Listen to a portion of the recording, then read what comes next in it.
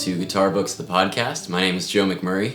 Typically, in all of my past episodes, I have reviewed guitar-related method, technique, and repertoire books. I want to start doing something in addition to that, something a little different, just where I talk about a topic for a more concise period of time. I'm going to try to be more concise. So these are going to be little mini lessons. Today I'm going to be talking about goals. I'm going to have a couple follow-up episodes where I talk about how to practice to achieve those goals and how to pick and build a repertoire based on those goals. But today we're going to focus on goals. So this will be my mini topic number 1.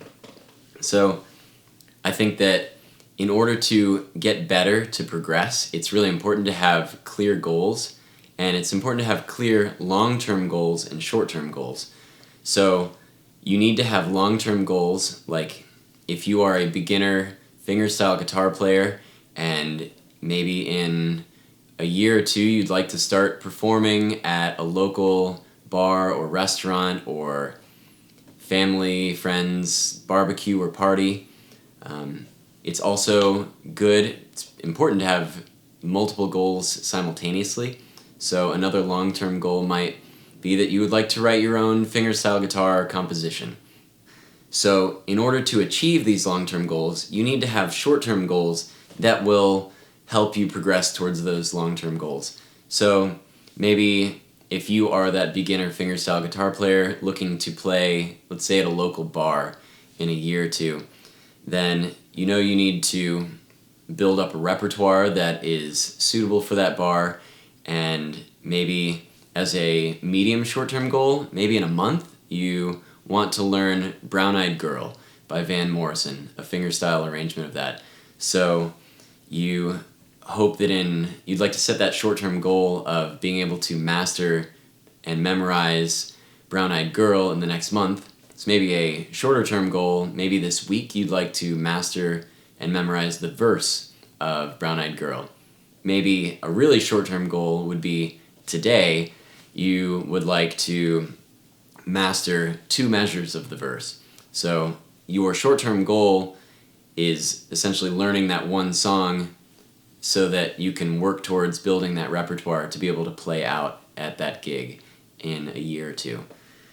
Maybe if you have that long-term goal of being able to write your own fingerstyle guitar composition, maybe you need to have short-term goals like studying arranging, because arranging is how you take a melody that you could hum or sing, and how do you make that into a fingerstyle guitar composition? How do you add that arpeggiation underneath? How do you add the Travis picking alternate bass line? How do you add thumb slaps and other percussive elements? So I actually have a book called Arranging for Fingerstyle Guitar. You can check it out. There's a link to purchase it in the show description below. This is an ebook, and I show you how to arrange one melody in hundreds of different ways so that in the end you can hopefully arrange any melody. This is actually not just about arranging. This is very important for songwriting because I'm a very melody-driven songwriter. I usually start with a melody and then I add the fingerstyle guitar stuff underneath. So if you understand how to arrange music, you will be able to arrange your own melodies, which is essentially songwriting. Also, just understanding arranging, you'll understand how other songs were written, other fingerstyle songs. You'll understand the inner workings of fingerstyle guitar a lot better. So please check that out. So back to your long-term goal of being able to write your own fingerstyle guitar compositions. So maybe a short-term goal would be to write a melody, a catchy melody, and maybe an even shorter-term goal would be like, today I'd like to write a catchy melody, or at least try to do that. It doesn't always happen every day. You might try to write a catchy melody every day for a month before you get one that you really like. But maybe today you try to write that catchy melody. Maybe you wrote that catchy melody already, and today's goal, or this week's goal, is to arrange that, to add some chords underneath, to arrange that for fingerstyle guitar. So it really depends on what you're working towards.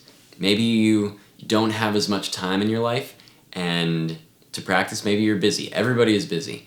So maybe you are intimidated by the idea of trying to memorize an hour's worth of music for the gig or 3 hours worth of music for a restaurant gig or whatever it is. So maybe you want to be able to play a restaurant gig where you can read sheet music. Maybe more leaning towards classical guitar, but where you'd like to be able to read treble clef sheet music. And maybe your short-term goals would be to study sight reading, to practice reading. So you always want your short-term goals to help you achieve those long-term goals. So I hope that gives you some food for thought. Maybe sit down with a notebook and write out your goals, write out your long-term goals, and every week write out new short-term goals. And this will continue to change, and maybe you like playing fingerstyle guitar and you like playing rock guitar. Maybe you want to play some jazz. It's great to have multiple things going on at once, multiple long-term goals, and you have to figure out how to create a practice schedule where you can fit it all in order to achieve those goals. Before you go, please check out my 2024 album, Pins on the Map. It's all fingerstyle guitar with a couple fingerstyle ukulele tracks and one piano track. It's available through all the streaming services or through Bandcamp. There are links in the show description below. And please like this video and subscribe, and I'll see you next time.